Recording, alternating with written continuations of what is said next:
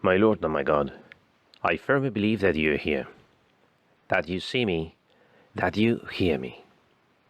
I adore you with profound reverence.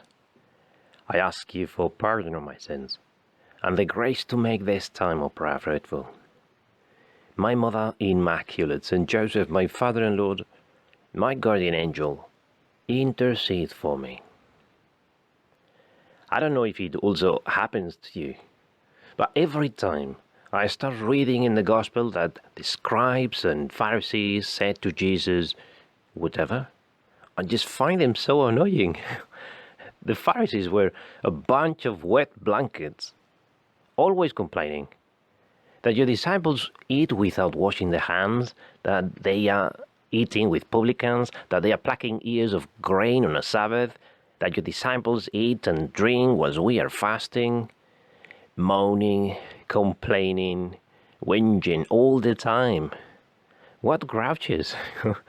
And all because you, Jesus, had more disciples than they had.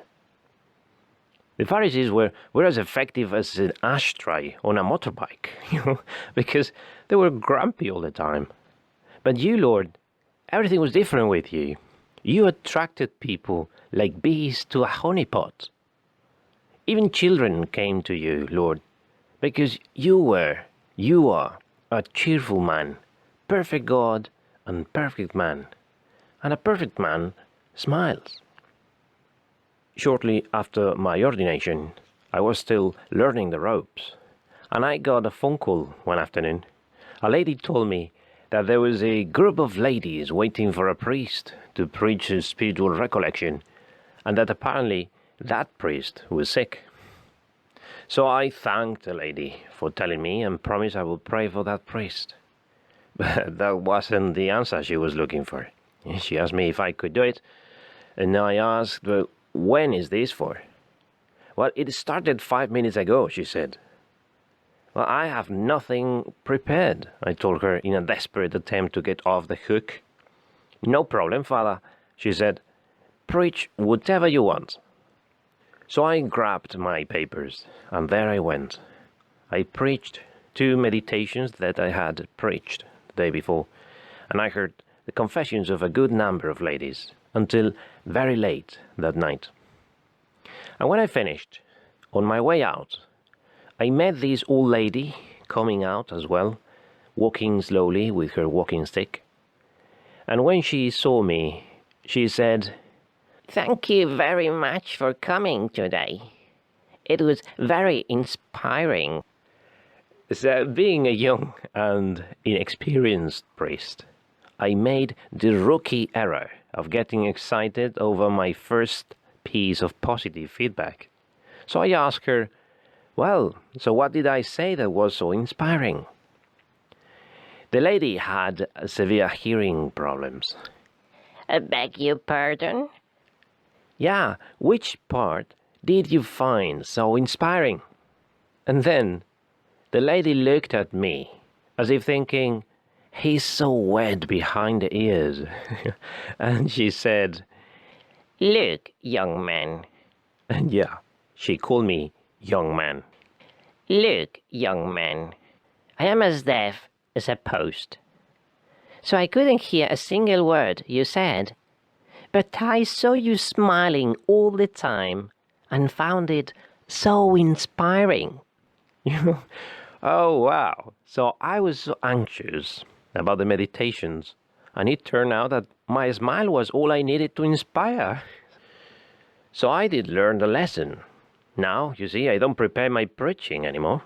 When I have to preach a homily or a meditation, I just walk to the pulpit and spend a few minutes looking people in the eye with a big smile. And then I sit down. No, just kidding. I do prepare my homilies and meditations, but I have not forgotten that lesson. It would have been just what the Pharisees needed to hear. Saint Josemaria probably was thinking about these Pharisees when he wrote, long face, rough manner, ridiculous appearance, unfriendly attitude. Is that how you hope to inspire others to follow Christ?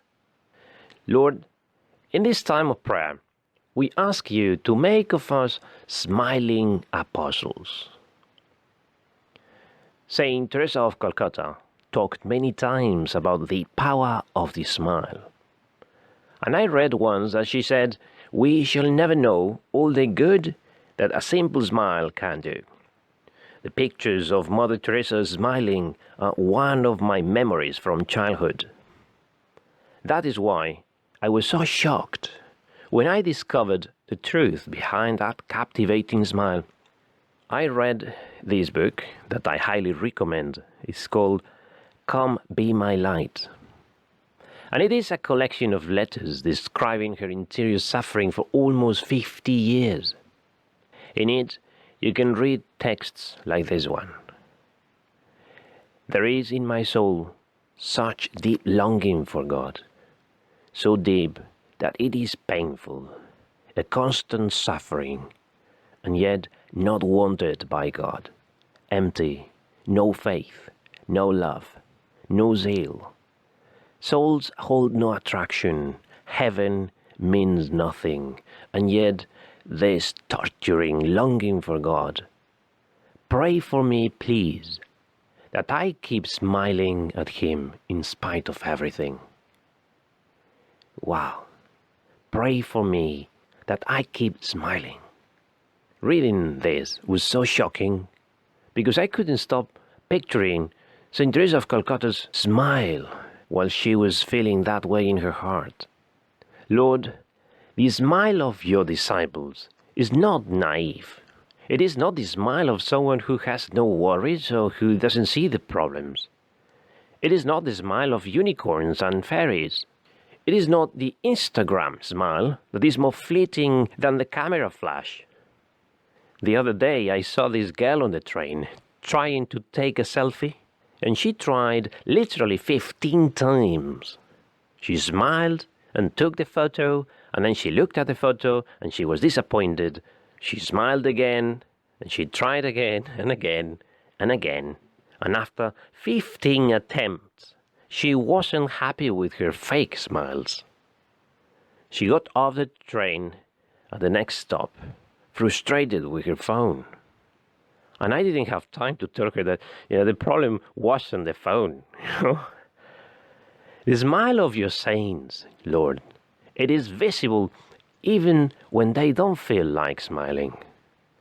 They smile for you, Lord, and they smile for others. It is the smile of those who know that the world is not perfect. They know that there are horrible things out there, and they still trust you, Jesus. They abandon everything into your hands and keep smiling so that others don't have to pay for their personal frustrations or sufferings. Lord, we ask you in this time of prayer that we never become grumpy apostles like the Pharisees, even when we have problems that we all have. Jesus, may we continue to sow in the world peace and joy, and thus attract souls to you. I was surprised the first time that I heard that Saint Josemaria suggested as a good sacrifice to smile when you don't feel like it, to smile when you are tired, when someone shows up at a bad moment, smile at someone's annoying comment. This is often heroic virtue. This is what you see in the life of the saints. This is how we attract souls to you, Lord. There is no room for grumpy apostles. There is no room for Mr. Scrooge in the church. So let's keep that welcoming face. Let's smile. I'm not going to say smile even when we don't feel like it, but rather especially when we don't feel like it. At the end of our prayer, we always look at Mary, contemplate the smile of Our Lady. Holy Mary, our hope, cause of our joy. We ask that your children may never lose their smile, that in the midst of our sufferings and our worries, we may find comfort in you, and we may comfort others with our Christian smile.